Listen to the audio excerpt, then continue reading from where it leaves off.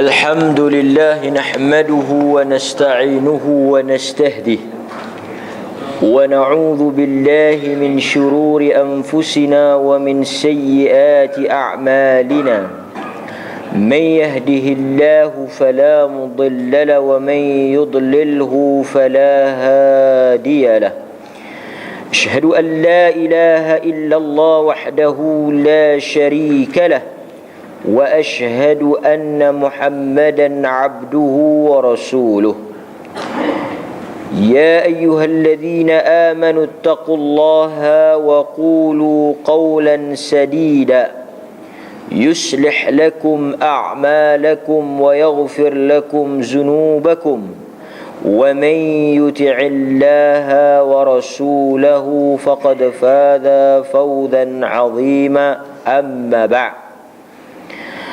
Hadirin mukminin, tuan-tuan muslimin dan muslimat, alhamdulillah, malam ini kita akan sambung pengajian kita daripada kitab Al-Kabair yang menghimpunkan dosa-dosa besar. Kita sampai kepada dosa yang berikutnya. Daripada sebelum itu, dosa berkaitan dengan mengubah batu sempadan. Jadi sambungan dosa besar yang berikutnya adalah as-sabi'ah wal khamsun, al-kabirah as-sabi'ah wal khamsun, sabba akabirus sahabah. Dosa besar yang ke-57, iaitu mencaci maki sahabat Nabi. Orang perempuan pergi mana? Ada? Korang? Nuri Kau duduk luar habis?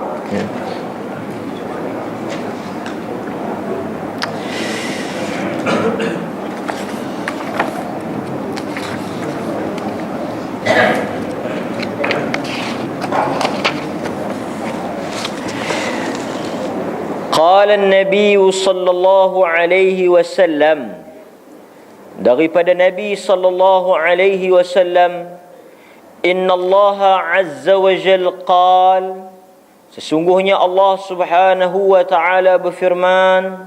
Ini bukan Quran, hadis.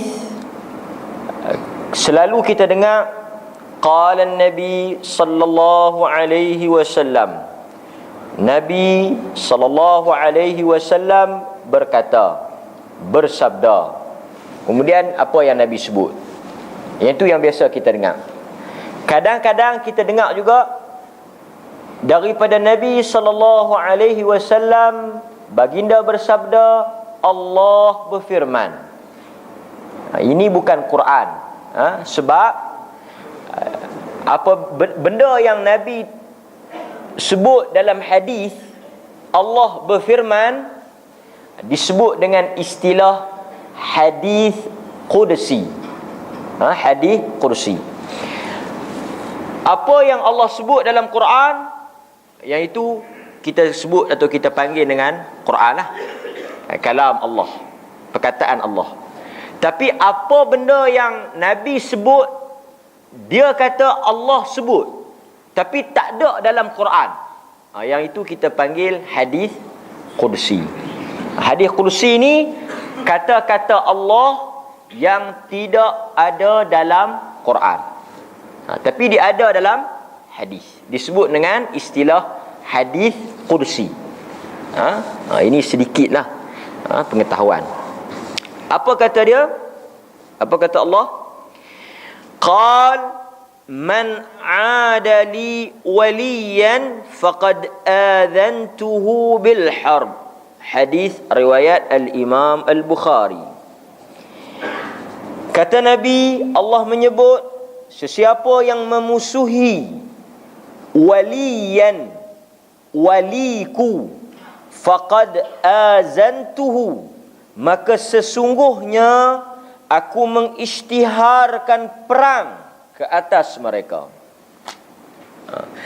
Dosa yang ke-57 ini disebut oleh Al-Imam Al-Zahabi, ada sekelompok manusia yang mencerca, maki, mengutuk, menghina sahabat Nabi sallallahu alaihi wasallam. Sebab manusia yang kita panggil sahabat ini golongan yang terbaik dalam kalangan manusia. Golongan yang Allah sebut dalam Al-Quran. Golongan yang tolong berjuang bersama dengan Nabi. Golongan yang sanggup mati dengan Nabi. Golongan yang menghabiskan harta benda kerana agama. Golongan yang meninggalkan dunia dan kenikmatannya kerana inginkan akhirat dan juga syurga. Jadi golongan ini digelar dengan nama sahabat. Dan bila orang tanya siapa dia sahabat Nabi ni, siapa? Maka sebagai orang Islam, bila disebut sahabat Nabi, mereka adalah yang pertama, orang yang bertemu dengan Nabi. Syarat untuk jadi sahabat Nabi, dia kena bertemu dengan Nabi. Dia tak kira kalau hidup sezaman dengan Nabi tapi tak jumpa Nabi, dia tak dikira sahabat. Dia mesti bertemu dengan Nabi. Sebab ada orang yang hidup satu zaman dengan Nabi, dia beriman, dia masuk Islam, tapi dia tak sempat jumpa Nabi, dia tak dapat gelaran sahabat. Jadi kita ni tak digelar sahabat lah. Kita ni bukan orang yang bertemu dengan Nabi. Walaupun sekejap, dia kira bertemu dengan Nabi, dia adalah sahabat. Itu syarat yang pertama. Kedua, walaupun bertemu tak cukup, dia mesti beriman dengan apa yang Nabi bawa. Ramai juga yang jumpa Nabi, ramai juga yang duduk serumah dengan Nabi, ramai juga yang adik-beradik Nabi, tetapi mereka tak beriman. Mereka tak dapat gelaran sahabat. Dan mereka tak dapat gelaran sahabat. Yang ketiga, mereka mati di atas iman. Bertemu dengan Nabi, beriman dengan apa yang dibawa oleh Nabi, dan mati di atas iman. Man laqiyahu wa amana bih wa mata ala dhalik. Itu sahabat. Sebab ada orang yang jumpa Nabi tetapi dia tak beriman, dia bukan sahabat. Ada orang yang beriman dengan Nabi, jumpa Nabi, tapi dia tak mati atas agama ni, dia murtad selepas Nabi wafat, dia juga tak termasuk dalam sahabat. Ada orang yang dia beriman, dia mati atas iman, Nabi salat jenazah gaib kepada dia, tapi satu yang dia tak dan, jumpa dengan Nabi, dia juga bukan sahabat. Jadi untuk nak dapat title gelaran sahabah, dia mesti ada tiga: bertemu dengan Nabi, beriman dengan Nabi, dan dia mati atas iman. Abu Jahal, Abu Lahab jumpa Nabi tapi tak beriman, dia mati pun bukan atas iman.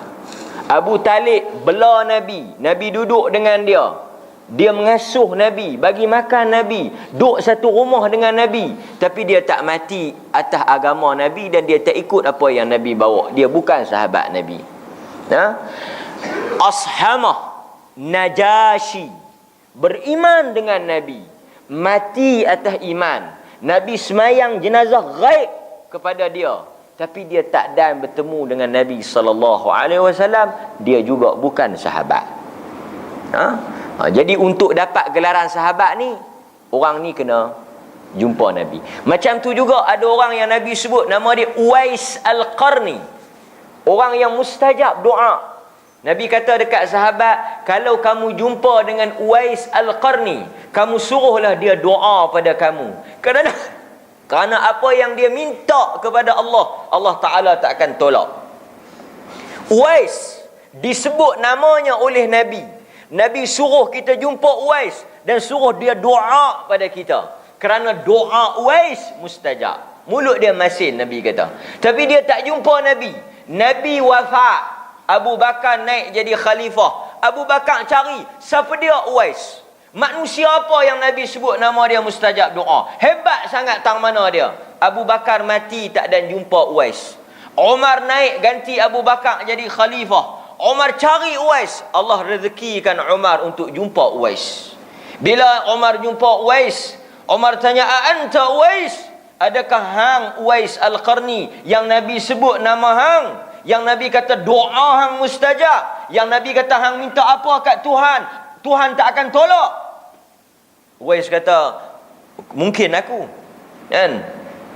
Apa kata Umar? "Doa Allah Ta'ala ampun aku." Itu permintaan Umar. Sebab dia dengar apa yang Nabi pesan. Nabi kata, kalau hang jumpa Uwais, hang minta dia doa, Allah tak tolak doa dia. Umar minta kepada Uwais agar Uwais doa, "Ya Allah, ampunkan Umar." Tetapi Uwais yang hebat macam tu, yang doanya mustajab, dia bukan sahabat. Kerana dia tak jumpa Nabi SAW. Jadi orang yang dapat title sahabat ni adalah orang yang hebat lah. Sebab apa? Nabi sebut, Nabi kata khairun nas, manusia yang terbaik. Terbaik dari sudut akidah, terbaik dari sudut ibadah, terbaik dari sudut akhlak, terbaik dari segala sudut. Dalam hadis Bukhari, Nabi kata sebaik-baik manusia, qualification by Muhammad, pengiktirafan itu diberikan oleh manusia yang bernama Muhammad sallallahu alaihi wasallam. Nabi kata manusia yang terbaik, manusia yang diiktiraf oleh Allah dan Rasul, manusia yang hidup pada zaman aku, iaitu sahabat. Kemudian manusia yang thummal ladzina yalunahum, kemudian manusia yang kemudian daripada mereka, iaitu mereka yang tak jumpa dengan aku tapi jumpa dengan sahabat aku. Summal ladzina yalunahum, kemudian manusia yang tak dan jumpa sahabat dan tak dan jumpa aku, iaitu mereka yang jumpa orang yang jumpa dengan sahabat. 300 tahun yang pertama, 3 kurun yang pertama, generasi sahabat. Kemudian 100 tahun yang kedua, kemudian 100 tahun yang kedua. 300 tahun yang pertama ini dikenali dengan Al-Qarnul Al-Mufaddalah, kurun generasi golongan manusia yang terbaik. Masa 3 kurun ni agama cukup kuat, agama bersih, agama begitu hebat. Setelah daripada 3 kurun ini, mai ke tahun yang keempat, 400 tahun selepas Nabi wafat, 500 tahun selepas Nabi wafat, 600, 700 sehinggalah ke zaman kita ini, agama dah jadi caca merba dah. Agama dah jadi haru biru dah. Sebab Nabi hanya jamin, Nabi hanya sebut 3 generasi yang terawal. Mereka inilah yang disebut dengan gelaran salaf. Mereka inilah yang digelar dengan nama salaf. 3 kurun yang terawal. Jadi kita bila sebut generasi sahabat, generasi kurun yang pertama, 100 tahun yang pertama, kan? Maka Nabi, Allah kata siapa yang bermusuh dengan waliku, wali dia ni di sini maksudnya sahabat Nabi lah. Sebab apa? Kerana sahabat Nabi ni ada sifat wali. Sifat wali ni apa? Menolong agama Allah. Siapa yang tolong agama Allah, siapa yang bela agama Allah, dia adalah wali. Dia adalah wali. Wali adalah orang yang tolong agama Allah. Sebagaimana Nabi Isa ada golongan yang disebut dengan Al-Hawariyun. Wa idh qala Isa ibn Maryam lil hawariyin, dan ingatlah tak kala ketika mana Isa anak Maryam berkata kepada al-hawariyun, man ansari ila Allah, siapa yang nak tolong Allah Taala? Qala al-hawariyun nahnu ansarullah, bangunlah golongan al-hawariyun dan mereka berkata, nahnu ansarullah, kami yang akan tolong Allah. Fa'amanat ta'ifah wa kafarat ta'ifah, beriman sebahagian daripada golongan itu dan kufur sebahagian yang lain. Bila golongan yang tolong agama Allah pada zaman Nabi Isa dikenali dengan nama Al-Hawariyun. golongan yang tolong agama Allah pada zaman Nabi kita Muhammad sallallahu alaihi wasallam adalah golongan sahabat. Jadi mereka inilah yang disebut dengan gelaran wali Allah. Kan, wali Allah. Dan kalau kita baca dalam sejarah, banyak benda-benda karamah, benda-benda keramat yang berlaku pada sahabat. Kan? Abu Bakar Siddiq radhiyallahu an, banyak benda-benda keramat yang berlaku dekat dia. Seperti dia panggil orang main makan di rumah dia, makanan jadi banyak. Begitu juga dengan Umar Al-Khattab, banyak berlaku benda keramat pada Umar. Di tengah dia duduk berkhutbah di atas mimbar, dia dibayangkan oleh Allah tentang medan perang di Palestin. Dia memberikan arahan kepada tentera Islam daripada Madinah. Mereka yang duduk di Palestin dengar arahan dia, walaupun dia bercakap itu di Madinah. Ini karamah, kelebihan, kemuliaan generasi sahabat. Sesuailah dengan apa yang mereka buat. Untuk mereka dapat title sahabat ni, bukan duduk tersandak di rumah sila panggung lena belengkak lagu kita. Nak dapat gelaran sahabat ni, mereka tinggal keluarga, tinggal harta benda, tinggal negeri, tinggal kesenangan, susah payah dengan Nabi, diseksa, dipukul, dibunuh, ditelanjang, dibogel, dipancung, dibuat segala-galanya. Apa yang sahabat tak rasa? Lebih daripada apa yang kita rasa hari ini.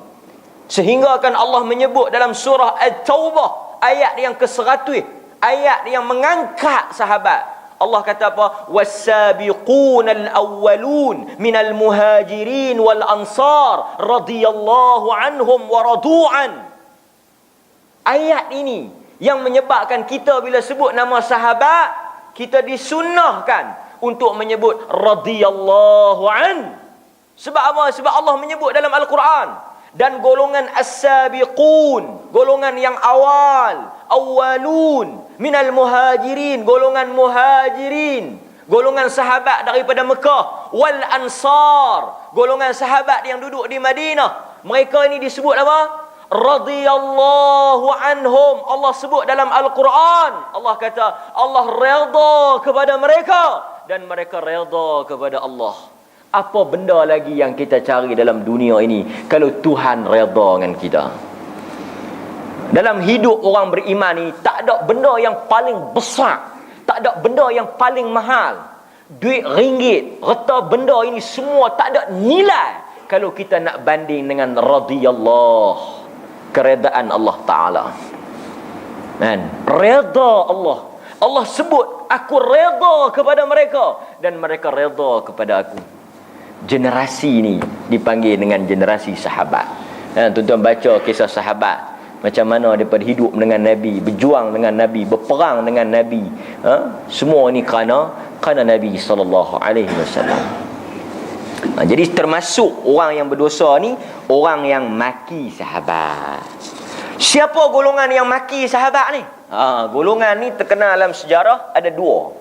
Satu, az-zanadiqah, golongan zindiqah. Zindiq ni kalau kita terjemah sekarang ni orientalis. Golongan yang masuk dalam Islam, dia lebih kurang munafik lah, satu geng lah, yang berpura-pura Islam tetapi sebenarnya tidak Islam. Zindiqah.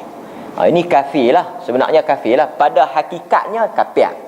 Ini golongan zindiqah, golongan yang masuk dalam Islam bertujuan untuk merosakkan Islam. Kalau tuan-tuan biasa belajar sejarah, ada satu orang nama tokoh besar, yang dia ini dihantar oleh Belanda untuk dakwah orang Islam, berlakon sebagai Islam untuk tipu orang Indonesia. Nama dia Snok Orogonje. Lebih kurang macam itulah kan. Snok Orogonje ni orang Belanda yang dia ini dihantar oleh kerajaan Belanda untuk pergi mengaji di Mekah.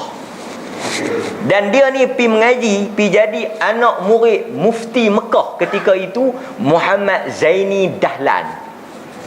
Dia pergi mengaji sampai jadi anak murid mufti Mekah. Dia masuk Islam, dia belajar dengan mufti Mekah sehingga dia jadi alim. Kemudian dia hantar oleh Belanda mai ke Indonesia untuk pengaruh orang Islam Indonesia untuk apa? Untuk terima Belanda masuk. Jadi bila dia bawa title belajar di Mekah, anak murid mufti Mekah mai ke Indon, tentulah orang alu-alukan kedatangan dia. Ini benda yang berlaku sejak daripada zaman dulu ni. Sebab itu bila Belanda masuk, ada daripada kalangan orang Islam Indonesia yang tak mau pergi perang, tak mau lawan, terima Belanda masuk. Sehingga kan apa yang Belanda tinggal di Indonesia sekarang, Belanda tinggal apa? Belanda tinggal benda yang paling besar, iaitu agama Kristian. Di Indonesia, Kristian dengan orang Islam ni, kalau betul-betul kira, lebih Kristian daripada Islam. Lebih Kristian daripada Islam. Kristian tu main mana? Hasil jasa Belanda yang masuk ke Indonesia. Kita alhamdulillah, bila kerajaan orang putih mai jajah kita, dia tinggal jugalah Kristian tu, tapi taklah kuat macam apa yang dia buat di Indonesia, kan? Indonesia ni diramalkan oleh ulama. Ulama ramal ni bukan jenis topong bubu. Ulama ramal, tuan-tuan. Indonesia ni dalam satu daurah dengan ulama-ulama besar, depa kata apa? Tuan-tuan ingat lagi peristiwa Ambon 2000 berapa? Ambon, tuan-tuan tahu Ambon? Ambon tahu tak Ambon? Ni kat Lombok pula. Ambon, tuan-tuan tahu apa krisis Ambon? Pembunuhan orang Islam dan Kristian. Peperangan antara Kristian dengan Islam. Peristiwa Ambon. Dan apabila ulama tengok video klip perang Ambon tu, tercetusnya antara orang Kristian dengan orang Islam di Indonesia, ulama meramalkan lebih kurang 10 ke 20 tahun yang akan datang, Indonesia akan bertukar menjadi negara Kristian. Indonesia untuk 10-20 tahun yang kalau orang Islam masih lagi ada perangai legula, Indonesia yang negara paling besar umat Islam, negara paling ramai orang Islam di dunia ini, kan? Dia akan bertukar menjadi negara Kristian untuk 10-20 tahun yang akan datang. Ini benda. Sebab apa? Di sana dah jadi haru biru dah. Orang Islam kahwin dengan orang Kristian, ikut dannya. Laki, perempuan, beranak, pinak masuk Kristian. Nama Indonesia, pakai songkok, tapi Kristian. Kita jangan buat main. Okey.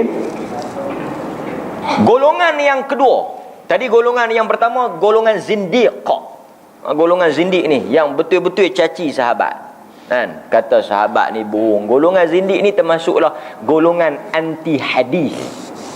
Golongan anti hadis, kan? Golongan yang tolak hadis. Sebab dia kata apa? Sahabat ni pun kita bukan boleh kira sangat. Boleh jadi depa reka, lepas tu depa kata Nabi kata. Boleh jadi benda ni depa punya akal, depa punya pandangan, depa pergi tenyeh atas Nabi. Jadi sebab tu depa tak boleh terima hadis, kan? Golongan yang tolak hadis. Ni golongan zindiq. Golongan yang kedua yang kuat semangat dan mencerca sahabat itu dianggap ibadah. Siapa dia? Iaitu golongan Syiah. Golongan Syiah. Golongan Syiah yang sekarang ini ada di Malaysia. Mereka ni zikir dia, doa dia, wirid dia, ratib dia hari-hari adalah mengkafirkan sahabat. Mereka memanggil Abu Bakar dan Umar sebagai apa? Dua tokong Arab Quraisy.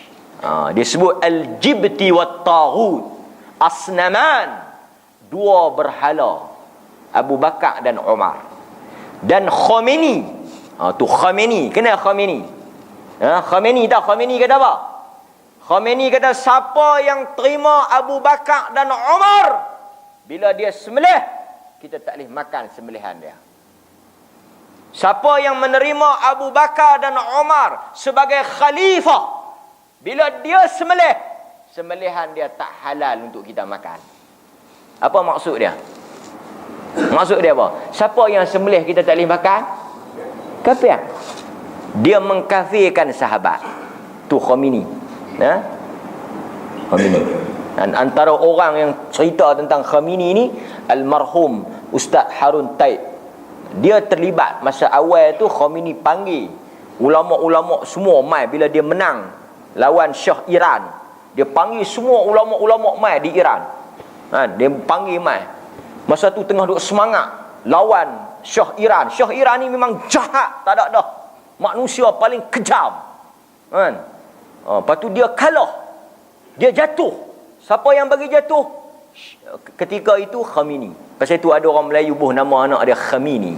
Semangat masa tu. Revolusi Islam Iran. Dia panggil ulama-ulama. Kita masa tu sokong Iran kan. Tak masuk dengan Khamenei. Tapi Dajjal itu, dia itu sebenarnya adalah syaitan. Dia mengkafirkan ahli sunnah, mengkafirkan sahabat, membunuh ribuan ulama ahli sunnah. Tu Khamenei tu, yang duk ada di Iran tu, yang gambar-gambar dia digantung tu, yang kubur dia buat macam masjid tu, yang orang kita duk angkat gambar dia, demonstrasi duk angkat gambar Khamenei. Yang duk ada semangat tu, yang tak tahu hujung pangkai tu. Jadi ini benda-benda yang melibatkan akidah, caci sahabat. Dalam salat Syiah daripada kunut depa bukan Allahumma hdini fi man hadait wa afini fi man afait wa tawallani fi man tawallait. Itu bukan kunut depa. Kunut Syiah apa? Allahumma al'an a'da'aka Abu Bakr wa Umar. Ya Allah, kau laknatlah musuh engkau Abu Bakar dan Umar. Tu dia sebut dalam tiap-tiap kali semayang. Allahumma al'an a'da'aka Abu Bakr wa Umar. Ya Allah, laknatlah musuh engkau Abu Bakar dan Umar. Tak sah salat bagi kunut, tak sah salat bagi Syiah orang yang tak baca kunut dalam salat. Dan bila dia sebut Abu Bakar, laknatullah, Abu Bakar Tuhan laknat dia.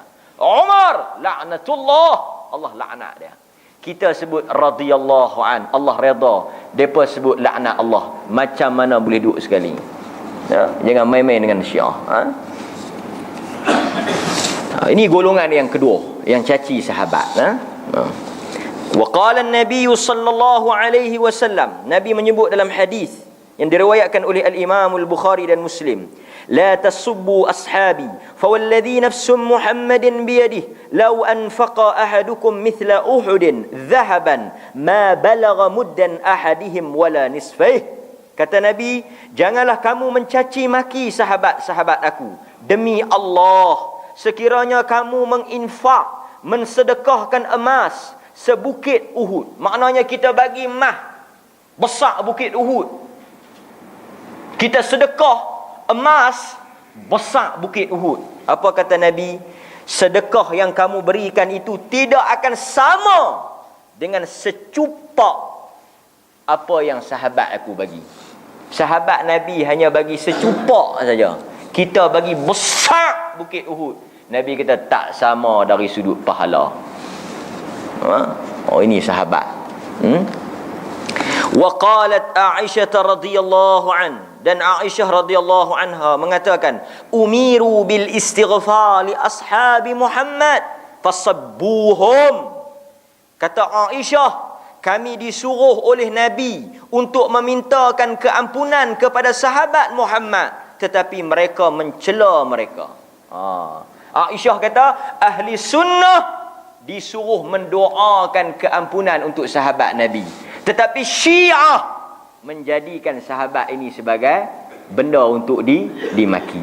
Kan kita doa dalam sembahyang jenazah. Kita baca apa sembahyang jenazah, tuan-tuan? Doa baca apa doa sembahyang jenazah? Antara doa yang kita baca dalam sembahyang jenazah, Rabbana ighfir lana wa li ikhwanina alladhina sabaquna bil iman wa la taj'al fi qulubina ghillan lil ladzina amanu rabbana innaka raufur rahim. Apa maksud dia? Rabbana ighfir lana, ya Allah ampunkan dosa kami, wa li ikhwanina alladzina sabaquna bil iman, dan saudara-saudara kami yang telah pergi dahulu daripada kami, yang mendahului kami daripada iman. Kata ulama, mereka itu adalah para sahabah. Kita disuruh dalam Quran doakan keampunan untuk sahabat.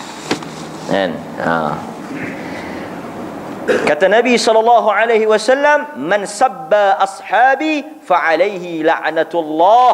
Sesiapa yang mencaci sahabat aku, maka sesungguhnya baginya lah laknat Allah. Baginya lah laknat Allah.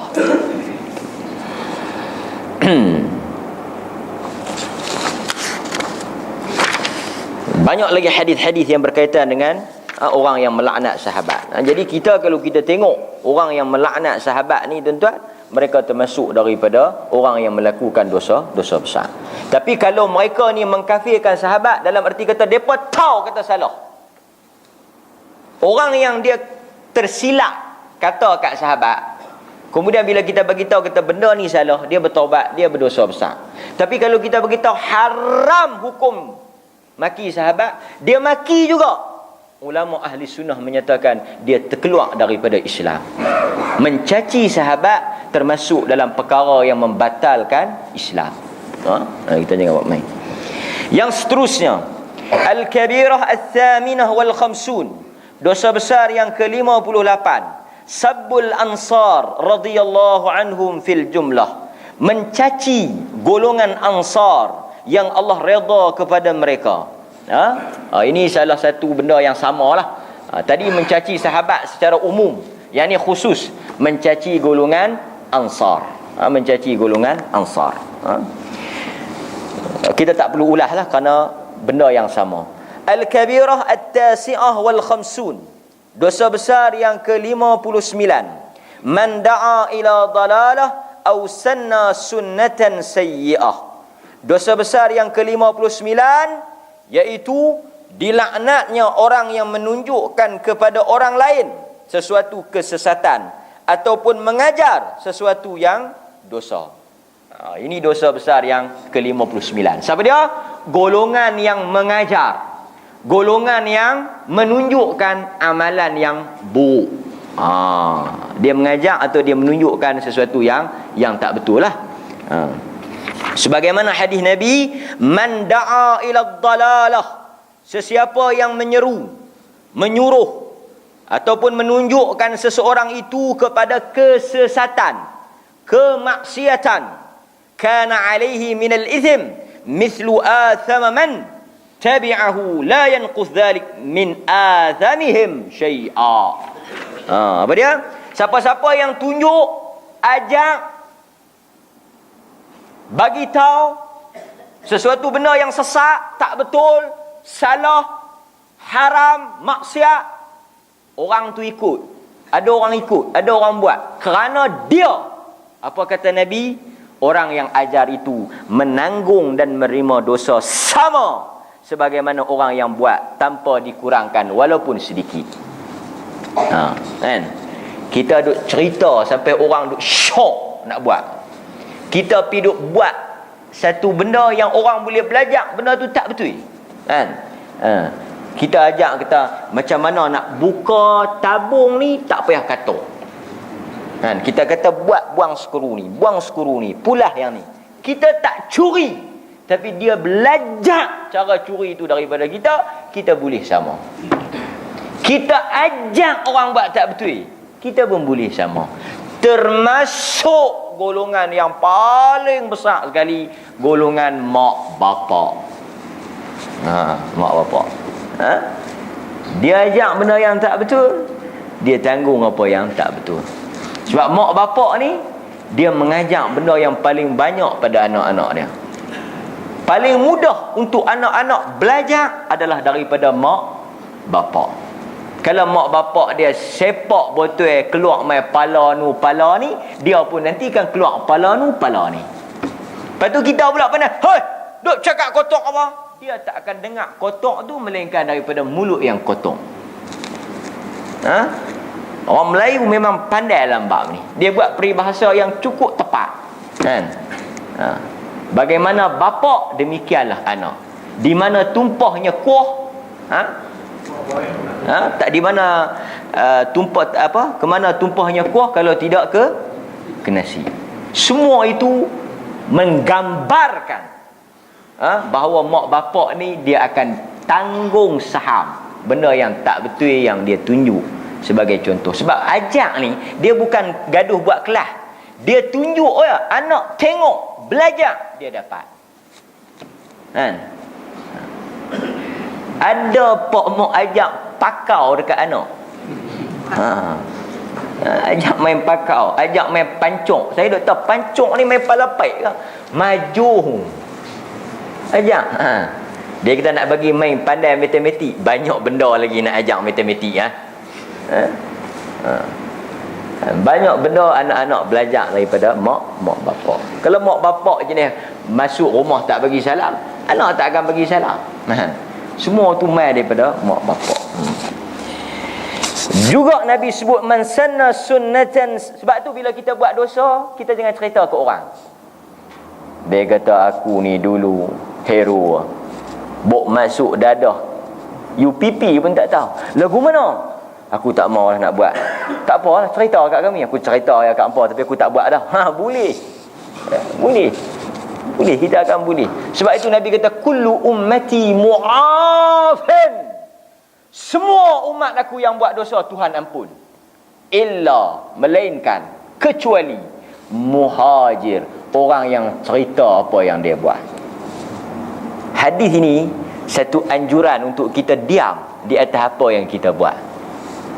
Dalam Islam, kita disuruh diam, simpan dosa itu antara kita dengan Tuhan. Tak perlu berbangga-bangga. Tak perlu berbangga-bangga. Tak payah duk cerita. Sebab apa yang sebab tu dalam Islam Allah Ta'ala hanya cerita wala taqrabuz zina, jangan kamu hampiri zina. Allah Ta'ala tak cerita zina tu apa dia, lagu mana. Benda tu tak perlu. Benda tu tak perlu. Pasal apa? Pasal benda tu semua orang tahu. Tapi bila kita tunjuk, kita cerita, kita tayang apa yang manusia dapat, manusia akan semangat untuk buat. Kan? Macam dalam TV, jangan tiru aksi ini, berbahaya. Apa guna untuk kita tunjuk? Kan?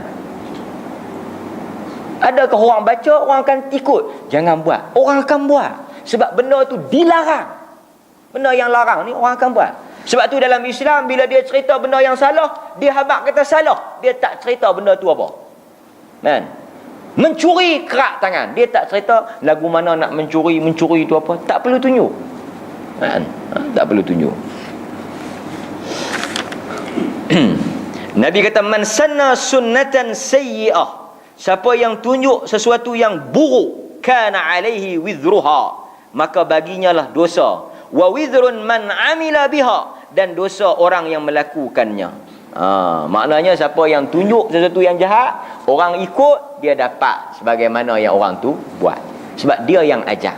Sebab itu kata para ulama, setiap pembunuhan yang berlaku dalam dunia ini, ada sikit saham yang ditanggung oleh anak Nabi Adam, kerana dialah manusia yang pertama yang ajak orang bunuh orang. Kan? Cerita anak Adam bunuh saudara dia kan, Habil dengan Qabil. Bagaimana Habil bunuh Qabil. Kan? Dia manusia pertama yang bunuh orang. Setiap kali adanya pembunuhan, dia dapat, kerana dia memulakan pengajaran atau sunnah yang buruk itu. Kesimpulan yang kita boleh faham apa dia? Kalau kita tunjuk benda baik, kita pun akan dapat pahala. Kan? Kalau kita ajak benda baik, kita juga akan dapat pahala sebagaimana orang yang baik. Kan? Seterusnya, al-kabirah as-sittun, dosa besar yang ke-60. Al-wasilah fi sya'riha wa mutafallijah wal washimah. Apa dia ni? Dosa besar yang ke-60, al-wasilah fi sya'riha, orang yang menyambung rambut. Wa mutafallijah, orang yang gigi dia panggil apa? Merenggang lah. Ni yang bagi sama ni. Mengasah gigi. Wa mutafallijat artinya mengasah. Mengasah gigi. Washimah ni dia sebut dengan istilah apa? Tazinul jal ghairiha bi ba'd ar-rusum aw nuqat. Tattoo. Al-washimah, tattoo. Jadi maknanya di sini ada 3 dosa besar yang ke-60. Yang pertama, al-wasilah sya'r, sambung rambut. Mutafallijah, asah gigi. Washimah, tatu. Okey, yang ni kita bincang sikit. Wasilah, sambung rambut ini termasuk dalam dosa besar. Cuma dia ada sedikit perbincangan di kalangan para fuqaha, ulama fiqh. Pertama, apa makna sambung rambut? Sambung rambut ni maksud dia wanita atau lelaki yang sambung rambut dia dengan rambut lain. Itu satu. Ataupun tanam rambut lain ganti rambut dia. Tanam rambut.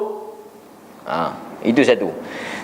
Ketiga, memakai rambut palsu.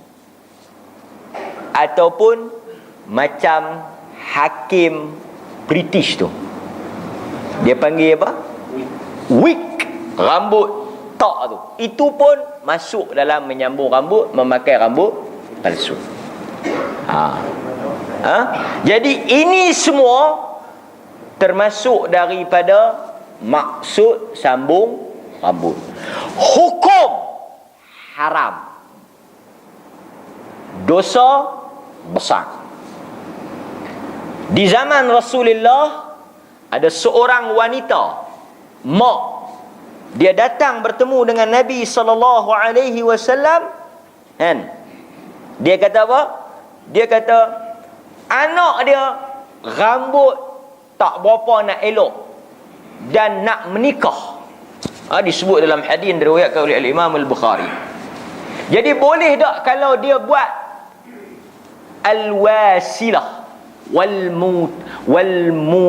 mausilah, orang yang minta disambung dan orang yang tukang sambung, dua-dua kena. Jadi dia minta dekat Nabi nak sambung rambut anak dia ni, nak ubah yang apa dia ni tak elok tu bagi jadi elok. Nabi kata apa? Nabi kata haram. Tak boleh. Tak boleh. Sebab dia ada unsur pertama, ghish, bohong, menipu, botak.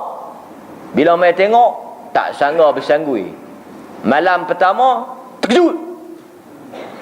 Macam pakai gigi palsu lah, kan? Tengok dia kata 65 laki dia gigi macam 25. Malam pertama tidur, gerak mangkit pukul 3 pagi ya. Mangkit-mangkit tu dengar bunyi apa? Gigi pun laki pun buka lampu. Cari apa? Cari gigi. Tengok-tengok duk dia rambut laki bini dia. Ada unsur ghish, bohong. Tak boleh. Kedua, dia ada unsur taghyir, mengubah ciptaan Allah. Jadi sebab itu dia haram. Cuma ulama bincang, adakah haram ni haram mutlak ataupun haram ni hanya pada orang tertentu? Ada pandangan kata haram ni hanya kepada wanita yang belum berkahwin. Yang dah kahwin, suami dia izin, dan untuk suami dia tak apa. Tapi kalau tak kahwin lagi, tak boleh, sebab dia menipu. Tapi kalau dia dah kahwin, laki dia dah tahu memang rambut botak, cuma laki dia tak apa nak berani tidur. Dia kata kalau macam tu abang boleh tak cik nak pergi buat rambut, boh rambut. Rambut apa abang nak? Era, Zena, Pasha, kok abang boleh lena? Tidak, abang duk terjaga. Duk ingat apa dia ni, siapa lena kan? Botak cik ke batang kali ya. Boleh tak? Laki dia bagi. Dan untuk laki dia tak ada unsur bohong. Memang laki dia tahu kepala hang dogol. Aku yang suruh pakai. Tak ada unsur tipu. Dalam mazhab Syafi'i, sebahagian ulama kata bila tak ada unsur menipu, tak ada sebab nak haram, maka tak ada masalah. Ini ada perbezaan antara wanita yang belum berkahwin dengan wanita yang dah kahwin. Kan? Wanita yang dah kahwin. Kemudian ulama bincang pula, Ulama bincang. Jadi pandangan yang kuat wallahu taala a'lam, untuk wanita yang belum berkahwin tak boleh. Sekiranya dia ada unsur untuk menipu. Sebab nanti orang main tengok, orang tengok rambut dia elok, sebenarnya rambut dia tak elok, orang dah tertipu. Tertipu tak boleh. Akad jual beli pun kalau ada menipu tak sah. Nikah kahwin kalau ada unsur penipuan, dia tu bini orang pergi kata bukan bini orang, tak sah. Kan? Macam tu juga dia menipu tak sah. Kan? Tak boleh, haram. Tapi kalau wanita tu dah berkahwin dengan izin suami dan untuk suami dia saja, dan dia pakai itu malam, siang dia pakai tudung, malam buka tudung, takkan nak tidur pakai tudung. Buka tudung, bila buka tudung, lelaki dia kata, hang ambil lah apa-apa tak atas kepala hang tu, silau mata aku nak lena maka dia pun pergi ambil letak. Dia kata segak sikit, berjenis sikit, aku pun ada lah selera. Kan? Maka dalam hal ini para ulama kata tak ada unsur menipu, untuk suami dia menjaga hubungan rumah tangga, mengeratkan tali perkahwinan, hukum harus. Ini ulama bincang. Sebab itu bila kita baca hadis, walaupun disebut laknat, kita kena tengok dia punya pendetilan dia, perincian dia tu ada perbincangan di kalangan para ulama. Kemudian timbul pula isu nombor 2. Adakah dia tak boleh sambung tu dengan rambut orang ataupun dengan benda-benda yang bukan rambut orang? Kan sekarang ni ada rambut sintetik, boleh buat rambut. Ada, kalau dulu dia pakai bulu kambing, bulu apa. Ini pun bincang. Ulama kata kalau dia sambung dengan rambut orang tak boleh. Tapi kalau dia sambung dengan selain daripada rambut orang, daripada bulu binatang, boleh. Dan bulu binatang tu pula disyaratkan mestilah bulu binatang yang suci najis. Maknanya bukan binatang bernajis, bukan bulu babi, bukan bulu anjing, bukan bulu binatang-binatang yang bernajis, bulu kambing, bulu lembu, bulu kuda, itu tak apa. Ini ulama bincang. Kan? Wallahu taala a'lam. Jadi kesimpulannya, boleh kita sambung rambut untuk wanita yang ada kes tertentu, dengan syarat apabila dia nak sambung itu, dia mesti menggunakan selain daripada rambut manusia yang asli dan selain daripada bulu binatang yang bernajis. Dia boleh buat. Sekarang ni ada jenis sintetik, boleh buat rambut pakai, tak ada masalah. Dengan syarat tak ada unsur penipuan. Tak ada unsur penipuan. Wallahu ta'ala alam. Untuk kes mutafallijah, asah gigi, untuk kes tattoo, untuk kes ni kita bincang kelas yang akan datang. Wallahu ta'ala alam. Kita bagi laluan pada azan, kita jawab soalan kalau ada. Hizbullah di Lubnan ni Syiah. Hizbullah di Lubnan tu satu kelompok Syiah. Dia tanya tentang Hizbullah. Hizbullah di Lubnan tu Syiah, Syiah yang dipimpin oleh Hasan Nasrallah. Ini semua golongan Syiah. Depa sebenarnya bohong ya. Depa bukan tolong orang Palestin pun. Yang ada di Lubnan sekarang ni Hizbullah itu, mereka menolong golongan Syiah di Syria untuk menyembelih orang Islam ahli sunnah di Syria. Dan depa tak pernah dalam sejarah sokong orang Islam di Palestin. Cuma yang ditayangkan kepada kita seolah-olah mereka menolong orang Islam di Palestin. Yang berperang dengan Yahudi adalah orang Islam ahli sunnah di Palestin. Jadi kita ni hati-hatilah. Nama ni orang boleh berlakon. Boleh berlakon. Bagaimana pula dengan Mursi yang digulingkan di Mesir, serta juga Mahmud Abbas. Mahmud Abbas ni Perdana Menteri Palestin. Palestin ni dia ada dua. Satu tebing barat. Palestin ni dia pecah dua tau. Satu yang Hamas. Hamas ni golongan yang pro Islam, pure, golongan yang betul-betul mujahidin, golongan yang jihad, golongan yang betul-betul pertahan Palestin, golongan yang betul-betul kita kata pejuang lah. Mereka pergerakan dia Hamas. Sekarang ni ketua dia tak tahu siapa dia, tapi dia habaq tu Khalid Mishal. Mereka tak boleh habaq nama betul, sekali orang Israel pergi tembak kan. Mereka tak habaq lah kan, bagi tahu.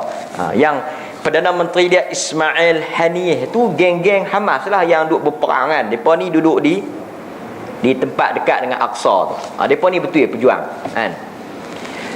Satu lagi orang Islam juga macam kita lah kan. Orang Islam ni dia dah belah ni dah belah ni kan. Satu lagi yang duduk di Ramallah kan. Nah, yang ni geng-geng Mahmud Abbas. Depa ni agak pro barat, agak pro Amerika. Depa pun tak kisah sangat lah nak ambil Aqsa, ambil ini geng mana? Geng Yasir Arafat. Yasir Arafat. Lah ni Mahmud Abbas lah. Yasir Arafat kalau kita tengok bini dia, duduk mati tersadak kita. Kita tengok bini Yasir Arafat. Yasir Arafat ni yang kita duk tengok Perdana Menteri Palestin kan, yang duk pakai sorban tu, dia mati duit dia ada lebih kurang $1 billion US. Harta pusaka dia untuk bini-bini dia. Macam mana kita kata Palestin makan tak cukup, Perdana Menteri dah $1 billion. Yang depa ni golongan pro barat sikitlah. Tapi depa orang Islam juga. Depa ni tak join hak yang perang ni. Depa duduk tepi-tepi. Kan?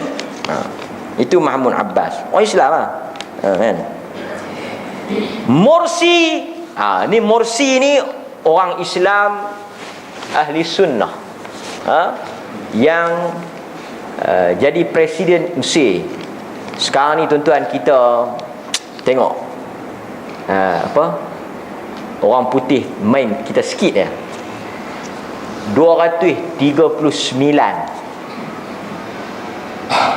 orang duduk ada dalam kapal terbang MH370. Berapa orang Islam? Tak sampai 50. Orang Islam tak sampai 50 orang. Yang lain tu bukan Islam. 239. Kita bercakap, bersolat hajat, berdoa, batal konsert, tak tahu nak habaq TV, semua cerita Al-Kuliah Halaqah, Al-Kuliah Halaqah. Tak ada dah Maria de la Rosa. Semua Al-Halaqah Kuliah, Kuliah Al-Halaqah. Sampai jemu nak termuntah lah dengar ceramah agama MH370 di Mesir. Di Mesir ketika ini 539 orang Islam dijatuhkan hukuman tembak sampai mati oleh Mesir. Adakah kita tahu? Adakah masuk solat Kaabah muka depan? Adakah kita salat hajat? Adakah kita buat tahlil? Adakah kita berdoa? 539 orang Islam di Mesir dijatuhkan hukuman tembak sampai mati. Berapa hari bicara? 2 hari. Kita di Malaysia, satu orang manusia dituduh liwat, berapa tahun bicara? Berapa tahun bicara? Sampai lah tak sudah lagi. Sak kata salah, sak kata tak salah, bab rayuan kata salah pula. Tak apalah satu bab. 2 hari bicara, 539 disabitkan bersalah dan dijatuhkan hukuman tembak mati. Adakah kita bercakap 539 tu kesemua solid Islam? Tapi kita tak tahu. Kita tak ambil tahu. Tapi kita duk bercakap 239. Kan? Kita buat salat, kita doa. Orang mati jatuh kapal terbang, mati dia naik bergerek, mati naik motor hari-hari je dah. Kan? Mati ni biasa. Kan? Dia pun nak jatuh kapal terbang nak buat macam mana? Kan? Yang mati dalam bah berapa belah orang kita tak doa pun, kita tak salat ajar pun. Dia kata ni bah lekeh sikit, tiket murah, nu tiket mahal. Kan? Pasal buat pelik kita ni. Kapal terbang tu jadi isu besar sangat. Jadi isu besar. Yang aksiden, angka aksiden motor kereta kalau pergi cek di balai polis trafik, sebulan berapa ratus orang tak jadi isu, mati juga. Pasal media. Tahu media mereka ni betul-betul orang Islam yang berjuang untuk Islam dijatuhkan hukuman tembak. Kita tak bercakap, kita buat tak tahu, tak kisah. yang duk tunggu hari nak ditembak. Yang tu dah jatuh bertobat, Allah Ta'ala takdir. Buat macam mana? Doa. Tak apa, boleh seorang keluarga boleh dengar kata keluarga yang mati tu 500,000, mungkin 1,000,000 tu tak buat lagi tu. Awal-awal dah boleh 16,000. Yang ditembak 539 dah ditembak mati. Sekupang haram pun tak boleh. Ahli keluarga nak hidup lagu mana? Tapi adakah kita ambil tahu? Adakah kita buat tabung? Adakah kita buat pray for 539? Kita tak buat. Orang Islam kita. Kan? Ini benda yang kadang-kadang kita dimainkan. Kan? Okey. Makmum tak ikut imam. Contoh, imam dah sujud, makmum duk rokok lagi. Imam dah berdiri, dia duk sujud lagi. Dia nak jadi imam tak lulus ujian. Tuan-tuan, bila kita jadi makmum, kita kena ikut imam lah. Itu makna makmum. Nabi kata innama ju'ila imam liyu'tamma bih fa idza kabbara fakabbiru wa idza raka'a farka'u. Dijadikan imam untuk diikuti. Jelas. Fa idza kabbara, bila dia bertakbir, fakabbiru, kamu takbir. Kemudian bila dia baca Fatihah, kamu dengar. Bila dia baca amin, faqulu amin, hendaklah kamu kata amin. Wa idza raka'a, bila dia raka', farka'u, raka'. Kan? Sehingga ada ulama kata nak habis Fatihah ataupun tidak. Sebahagian ulama kata tak payah, raka'. Kita baca Maliki Yaumiddin, tu imam Allahu Akbar, berhenti, raka'. Bacaan imam jadi bacaan kita. Nak buat macam mana tu imam baca cepat? Tu imam pun pelik, Maliki Yaumiddin dia dah amin dah. Oi, hang baca apa ni? Tapi tak ada masalah. Tak payah duk bertikai tu imam. Dia dah lulus ujian. Dia dah tauliah. Takkan dia baca tak betul? Kan? Biar pergi kat dia, dia tanggung. Yang penting kata Nabi, wa idza raka'a farka'u, kamu rokok. Dia rokok, kamu rokok. Kalau kamu nak perhabis Fatihah, kamu balik jadi imam. Kamu bacalah panjang mana bayati, sabak, nahwan ke. Tapi kamu imam, dijadikan imam untuk diikuti. Cuma ada sebahagian ulama kata habiskan Fatihah tetapi percepatkan bacaan. Kan? Kita boleh baca cepat kan? Macam kita baca Maliki Yaumiddin, bila tu imam rokok kita percepat Maliki Yaumiddin, iyyaka na'budu wa iyyaka nasta'in. Perhabis juga dengan bacaan yang cepat, dengan menjaga hukum tajwid. Boleh baca cepat kan? Kita dah dengar ada imam baca Alhamdulillahi Rabbil Alamin. Ada satu-satu. Ada yang Alhamdulillahi Rabbil Alamin Ar-Rahmanir Rahim. Boleh, tapi dia jaga tajwid. Panjang pendek tu masih lagi terkawal. Ini pilihan. Okey. Cuma ulama bincang takhalluf, nak tertinggal daripada imam ni, jarak dia tu panjang mana. Sebab bila dia terlalu tertinggal, dia kira terkeluar daripada jamaah, dipanggil mufaraqah. Mufaraqah ni makna dia berpisah lah. Ada ulama kata paling kurang dia tak boleh berpisah dengan imam 2 rukun besar. Ada pandangan sebut macam itulah. Maknanya kalau tu imam rokok, dia tak rokok lagi tak apa. Rokok baru 1 rukun. Tu imam i'tidal 2 rukun. Dia tak ketahuan rokok lagi. Tu imam nak sujud baru dia rokok. Pi. Pasal dia dengan tu imam diselang oleh 2 rukun yang besar.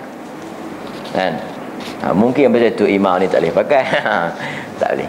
Ada yang juga kata dia tak boleh tinggal daripada imam walaupun 1 rukun. Sebab mengikuti imam adalah rukun dalam salat jamaah. Ikut imam ni rukun dalam salat jamaah. Kalau nama dia jamaah, dia kena ikut imam. Maka kalau tu imam rokok, tu imam bangkit, dia tak rokok, pi. Tu imam dah Sami Allahu liman hamid. hamidah. Bangkit daripada rokok, dia baru nak rokok, dia tertinggal satu rukun dengan imam. Imam dah selesai rukun rokok, dia baru nak buat rukun rokok P. Ada yang kurang sikit, dia bagi 2 peluang. Rukun rokok boleh, rukun tidak, maknanya 2 besar lah. Ini dia kata apa? Dia kata tu imam dah sujud, makmum tak rokok lagi, baru habis Fatihah. Selagi tu imam makan Fatihah nombor 2, dia baru sujud. Hak ni kita habaq ambil kat dia, kita buat surau asing kat dia, surau slow motion. Kadang ada tu imam slow, makmum tak boleh nak ikut pula kan. Sampai kadang-kadang tu imam ni slow, makmum tak ketahuan apa nak baca dah, merewang kata ceruk kan. Makmum dah habis Fatihah, tu imam tak habis lagi Fatihah. Lepas tu makmum pun bacalah surah, tambah surah. Habis surah apa dia? Ad-Duha, kira panjang lah. Tak habis lagi tu imam, dia mula lepas ni kena mi rebus batas liku boleh kot kan, tapi lambat silap tak order dulu. Ini masalah imam. Dia kena faham dia imam. Jadi kita soalan nombor 2, ada orang sujud hidung tak kena tempat sujud. Orang sujud hidung tak kena tempat sujud, dia kira tak sah. Sujud dia kira tak sah. Kerana Nabi kata, sebab kata umirtu an asjuda, aku diperintahkan untuk sujud ala sab'ah, atas 7 anggota. Hidung, dai, muka ni dia kira 1 kan. Hidung, dai, muka dia kira 1 kan, dia kira 1. Tangan dia kira 2, jadi 3. Lutut dia kira 2, dah berapa dah? 5. Kaki dia kira 2, 7. Jadi kalaulah muka ni nak dikira muka, hidung, dai dan ni dikira muka kan ni. Kalau hidung tak kena, dia panggil separuh muka. Bila separuh muka, dia kira tak sah. Kerana Nabi kata disuruh sujud atas 7 anggota. Jadi kalau hidung tak kena, dia kira berapa? 6,5. 6,5 tak sama dengan hadis yang kata tu 7. Setengah ni kalau teluk okey, lain pada teluk tak boleh. Teluk setengah masa okey, semayang setengah sujud tak ada. Jadi kena hidung. Melainkan kalau ada uzur ni apa? Dia tak boleh nak sujud. Dia tak boleh. Maknanya dia takat tu ya. Tak apa. Tak perlulah kita nak ambil bantal, nak pergi duduk ni, bagi kena hidung. Yang itu sujud atas bantal. Tak ada. Nabi SAW larang kita duduk pergi letak benda-benda. Kita sujud ala kadar. Maknanya rokok takat tu, kita sujud. Tak perlu nak lapik, tak perlu nak alah. Di hospital, satu manusia tarik main meja, hak makan tu, tarik main. Dia nak sembahyang, dia sujud tak lepas, buh bantal. Mujang dia tak lena. Sambil dia sujud tu kita tekan. Tak perlu. Kita sujud tak perlu menyusah. Di Cina ni kreatif tau. Cerdik tak ada. Apa benda yang kita tak buat, Cina buat. Dia duk tengok orang semayang atas kerusi, sujud tak kena hidung. Dia pun buat benda yang boleh menera. Kerusi panjang. Dia pun buat kerusi panjang. Satu kerusi boleh duduk 4 orang. 1, 2, 3, 4. Tengah tu bawa batang panjang lah, macam papan jongkit tu. Duduk. Hang duduk tani, aku duduk tani, duduk tani. Kan? Lepas tu tengah tu ada ruang sujud. Maknanya boleh berjemaah. Dia sujud depan, dia ada beda sujud batang dia. Dia ni pun ada batang sujud, dia ni pun ada batang sujud. Kita kata kerusi apa panjang-panjang. Dia kata sekali tengok. Lepas tu dia pun pergi sembahyang, kawan tu pun duduk, orang tu duduk. Oh, dia pun buat siap-siap dah untuk sujud. Tahu tak? Kita pun mungkin boleh buat. Boh bagi panjang sikit. Lah kerusi tak ada tempat sujud, kerusi tu betul-betul tani kan, buat boh kayu tu bagi panjang, beda lepas. Ini kreatif. Jual lah RM15, RM20. Tak perlu. Tapi sujud kena bagi. Dia bukan masalah pakai spek tak pakai spek. Pakai spek pun sujud boleh kena, tak ada masalah kan. Ini jangan jungit sangat kan, bagi kena. Cecah kira sah. Wallahu ta'ala a'lamu billahi taufiq wal hidayah. Wassalamualaikum warahmatullahi wabarakatuh.